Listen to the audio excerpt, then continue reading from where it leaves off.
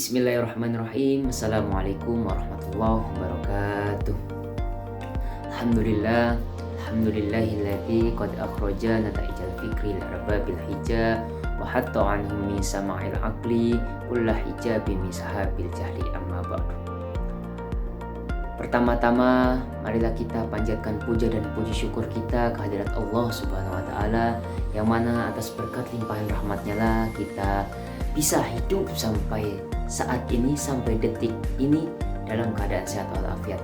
Sholawat bertangkaikan salam, berdoakan doa semoga tercurah limpahkan kepada junjungan Nabi besar kita, yakni Habibina wa Syafi'ina wa barik wa maulana Muhammad sallallahu alaihi wasallam, yang telah membawa kita dari zaman jahiliyah menuju zaman Islamiyah. Baiklah, langsung saja. Di sini saya akan sedikit menjelaskan mengenai macam-macam ahli waris. Secara garis besarnya, macam-macam ahli waris berdasarkan ketentuan ayat dan hadis sebagaimana yang diuraikan itu terbagi dua macam, yaitu ashabul furud dan asobah. Jadi ditinjau dari presentasenya sebagaimana tersurat dalam Quran surat An-Nisa ayat 11-12 dan An-Nisa ayat 176 telah dijelaskan terdahulu bagian ahli waris. Terdiri atas ashabul furud atau zawil furud dan asobah.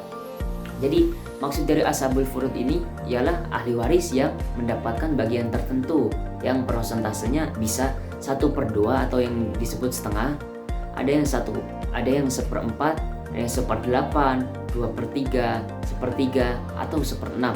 Sedangkan asobah ini ialah ahli waris yang mendapat bagian sisanya.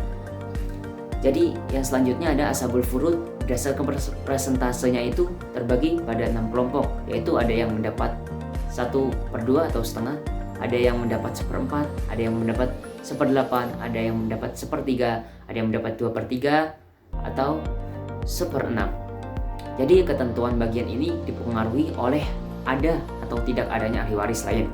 Yang dimaksud tidak ada bisa disebabkan tidak punya, bisa pula disebabkan sudah meninggal terlebih dahulu. Baik, untuk penjelasan yang selanjutnya adalah yang pertama itu ada ashabul furud yang mendapat bagian anisfu atau setengah.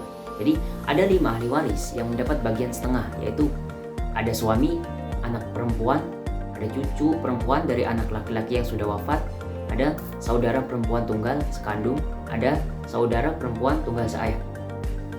Jadi untuk suami, jika ahli warisnya suami, syaratnya almarhumah itu tidak meninggalkan anak. Yang kedua, jika ahli warisnya anak perempuan, syaratnya yang pertama itu tunggal, dan yang kedua almarhum tidak meninggalkan anak lain. Yang ketiga, jika ahli warisnya cucu perempuan tunggal dari anak-anak laki-laki yang sudah wafat tadi, syaratnya yang pertama itu tunggal, dan yang kedua almarhum itu tidak meninggalkan anak. Yang keempat, jika ahli warisnya saudara perempuan tunggal sekandung, syaratnya yang pertama itu tunggal, dan yang kedua almarhum itu tidak meninggalkan anak, tidak meninggalkan cucu dari anak laki-laki. Dan yang kelima, jika ahli warisnya itu saudara perempuan tunggal seayah. Jadi syaratnya itu yang pertama itu harus tunggal, dan yang kedua almarhum itu tidak meninggalkan anak, tidak pula meninggalkan cucu dari anak laki-laki, dan tidak meninggalkan saudara kandung. Baik, untuk yang kedua ada ashabul furud yang mendapat bagian 1/4. Jadi ada 2 ahli waris yang mendapatkan bagian 1/4 tersebut. Yang pertama ada istri dan yang kedua ada suami. Nah, untuk istri, jika ahli warisnya ini istri, syaratnya almarhum itu tidak meninggalkan anak atau cucu dari anak laki-laki tersebut. Yang kedua, jika ahli warisnya itu suami, syaratnya almarhumah itu meninggalkan anak atau cucu dari anak laki-laki tersebut. Nah, yang selanjutnya ada yang ketiga, ini ada ashabul furud yang mendapat bagian sumun atau 1/8.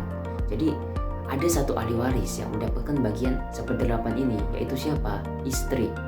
Jadi jika ahli warisnya itu istri, syaratnya almarhum itu meninggalkan anak atau cucu dari anak laki-laki. Gitu. Nah, selanjutnya yang keempat, ada ashabul furud yang mendapat bagian sulusani atau yang disebut 2/3 untuk dibagi rata. Jadi ada 4 ahli waris yang mendapat bagian 2/3. Siapakah itu? Yang pertama itu 2 orang atau lebih anak perempuan. Yang kedua, 2 orang atau lebih saudara perempuan sekandung. Yang ketiga, 2 orang atau lebih cucu perempuan dari anak laki-laki. Dan yang keempat ada 2 orang atau lebih saudara perempuan seayah. Untuk penjelasannya, yang pertama, jika ahli warisnya adalah 2 orang atau lebih anak perempuan, maka syaratnya almarhum ini tidak meninggalkan anak laki-laki. Yang kedua, jika ahli warisnya adalah 2 orang atau lebih saudara perempuan sekandung, maka syaratnya almarhum tidak meninggalkan anak, tidak pula cucu, dan tidak meninggalkan saudara laki-laki. Yang ketiga, jika ahli warisnya adalah 2 orang atau lebih cucu perempuan dari anak laki-laki, maka syaratnya almarhum itu tidak meninggalkan anak laki-laki. Dan yang keempat, jika ahli warisnya adalah 2 orang atau lebih saudara perempuan seayah, maka almarhum tidak meninggalkan anak, tidak pula cucu, tidak pula saudara laki-laki. Baik, yang selanjutnya, yang kelima itu ada ashabul furud yang mendapat bagian sulus atau sepertiga.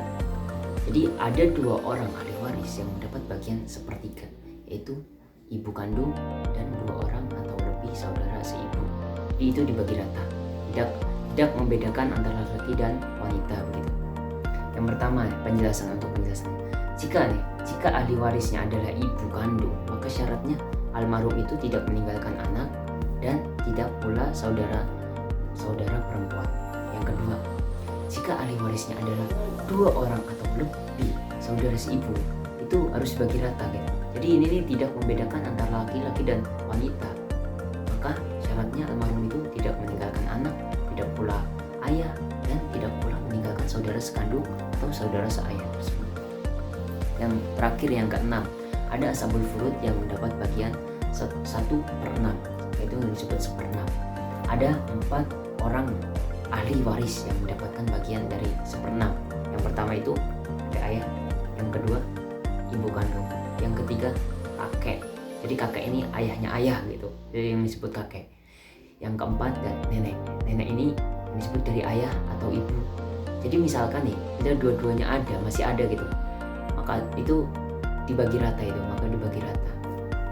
Untuk penjelasannya, yang pertama, jika ahli warisnya adalah ayah, maka syaratnya almarhum itu meninggalkan anak laki-laki. Yang kedua, jika ahli warisnya adalah ibu kandung, maka syaratnya almarhum punya anak atau saudara perempuan banyak.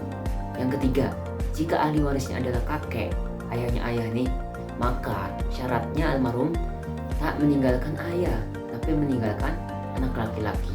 Yang keempat, jika ahli warisnya adalah nenek dari ayah atau ibu si nenek nih, bila dua-duanya misalkan masih ada, maka itu dibagi rata. Dan maka syaratnya itu almarhum tidak meninggalkan ibu. Ya, mungkin cukup sekian penjelasan dari saya.